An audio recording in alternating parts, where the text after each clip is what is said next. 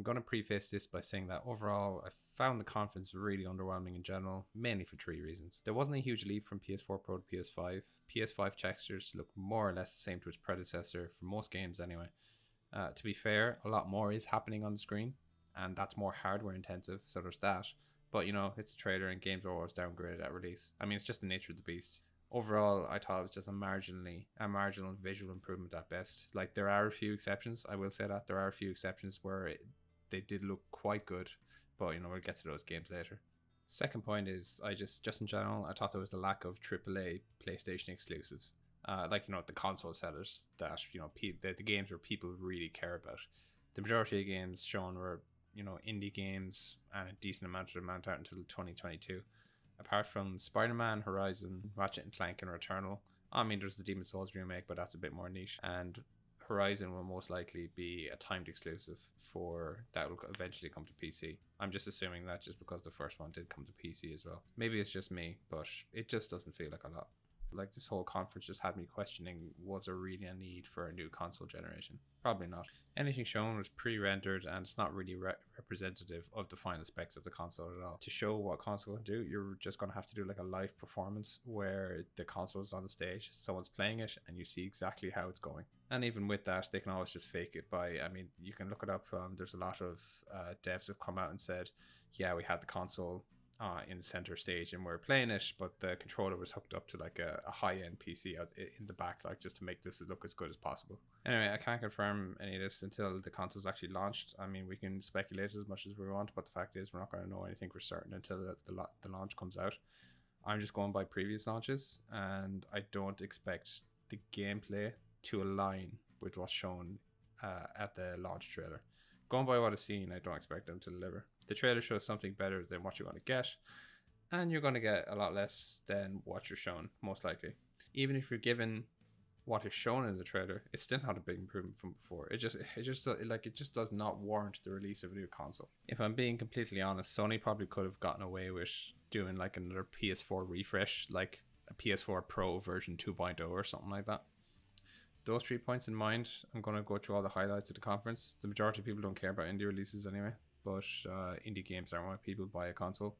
So I'm going to be focusing mainly on the AAA releases, particularly the exclusives. I intentionally left out a few games, otherwise this video is going to end up being 2 hours long. I left out things like Resident Evil and Hitman, and I love those games, but they're coming out on PC as well, so I don't see much point to cover those. The first I want to talk about would be like Spider-Man, the Spider-Man game. Overall, it does look like a graphical improvement over the original game, a noticeable difference, but I wouldn't say a quantum leap forward, but definitely better. Everything else looks the same, like the combat and swinging, from a combat swinging perspective anyway. I'm glad they didn't change that, because it was really great in the original, and I can't really say anything bad about it in that regard. Also, I found out this game isn't actually a sequel to the original, nor is it an expansion. It's a spin-off to the same scope as like Uncharted Lost Legacy, where Uncharted is roughly a 5-hour game. So let's be generous and say this Miles Morales game is going to be half the length of the original. It'll probably be less, but let's just say, for the sake of argument, it's half the length of the original. What's really going to be the telling sign if this is going to be worth it or not is the price. If they charge 30 to 40 for it, I would say that's fair enough. If they go into the 50 or above range, I would say that's a total ripoff for literally half a game. Another game that Insomniac are also releasing is the latest Ratchet and Clank game. I mean, personally, I think the game looks really good. I'm a big fan of the series. The cartoony graphics age a lot more well relative to the realistic looking games. Again, it's a pre-rendered video, so it probably won't look this good when it releases. I haven't got much to say outside that. I mean, I really like the Ratchet and Clank games. I mean, it looks like a Ratchet and Clank game. Like, nothing's changed. The latest PlayStation exclusive IP looks like Returnal. The concept of the game looks good, as do the visuals. I get the impression dying will be a principal mechanic in the game, similar to Dark Souls, which I'm not sure how I feel about. Again, I don't think it's a huge leap forward graphics-wise. I know I sound like a broken record, but it's pre-rendered. It's pre-rendered gameplay, so you can't really trust it. It probably will look decent, and it probably will look better than a PS4, but just not by a huge amount. This and Pragmata look like they share the same theme. I also thought it was a bit strange to copy the Death Stranding team, despite it got average reviews. But, it made lots of money, so I guess that's all that matters.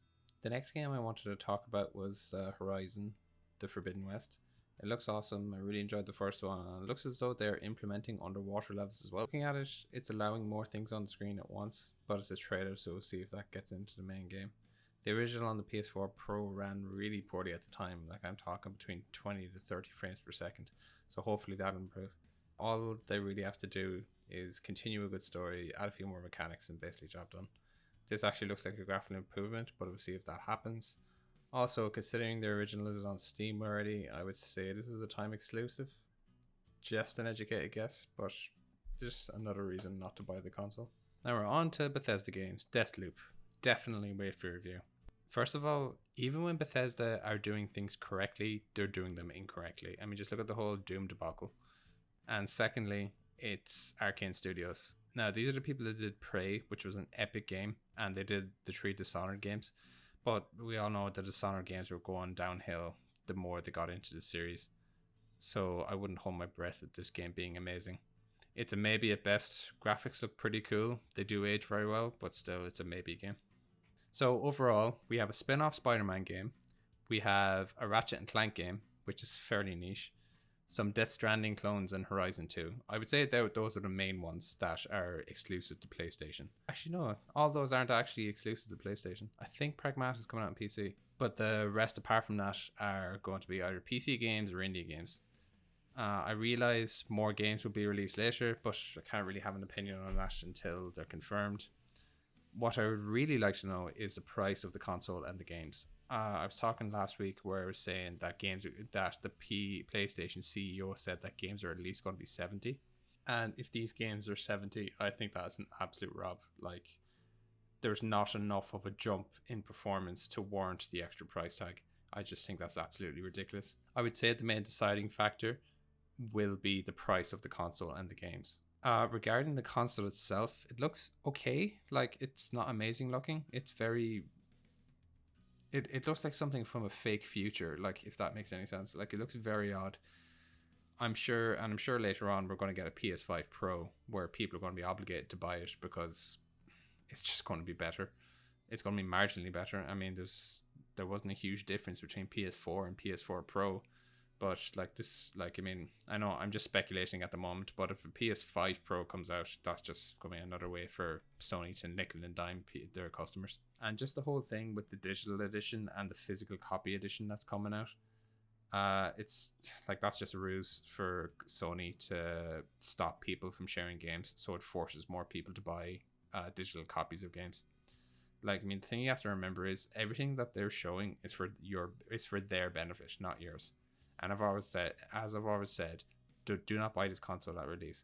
Console launches always have issues, and I do not see the PS5 as being any exception. And that problem is not exclusive to consoles. Happens with tech all the time. Even with graphics cards on PC at launch, there's issues with the new RTX cards that came out when they first came out, the version 1.0. They had issues when they came out. Console releases when they first come out nearly always have issues. So that's why I'm saying do not buy this at release. It's going to be an extortionate price, and just in general, I really think it's not worth it. It's basically a PS4 refresh. I would say the most amount of money this console is worth is probably 500. If it's 600, I mean, you're in low to mid range buying a PC at that point. Like, I mean, even Xbox aren't even hiding it anymore. They basically released a console that looks like a pre-built PC. Anyway, that's all I really have to say about it. Some of the games on the PlayStation do look pretty cool, but I don't think it warrants the price tag that I assume is going to be about 600. Even if it's 500, it's right on the edge of being worth it. Actually, another thing I'd like to know is there going to be a price increase for the PlayStation Plus, the online subscription service for PlayStation? I would say there is, but even so, it's overpriced as it is, and if it goes up again, that's just ridiculous. Anyway, buy the console if you want it. Don't buy it if you don't. I would personally say it's been the most underwhelming console launch in recent memory anyway. Take care of yourselves and make an informed purchase. Look after yourselves.